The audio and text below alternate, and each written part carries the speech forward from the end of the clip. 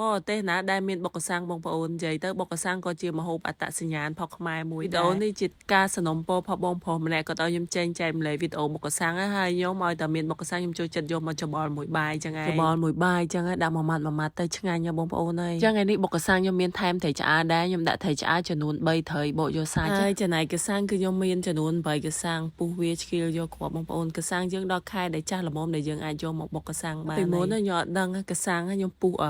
ពីក្បាលលោកបងប្អូនពុះទៅឆ្កៀលមានចេញណាតែពិតគេពុះពីចាហៀងចេះបើងាយស្រួលឆ្កៀលហើយម៉ែគាត់ប្រាប់ដែរខ្ញុំដែរជឿខ្ញុំថាពុះចុះវាស្រួលជាងទៅពេលមានណាធ្វើតាមគាត់ស្រួលឆ្កៀលមែនខ្ញុំក៏មករៀបចំបុកខ្ញុំដាក់ម្ទេសជាមួយនឹងខ្ទឹមសបុកហើយបន្ទាប់មកខ្ញុំដាក់ជាមួយនឹងត្រីឆ្អើរបុកត្រីឆ្អើរឲ្យម៉ត់បាទខ្ញុំដាក់គ្រឿងបន្ទាប់ចូល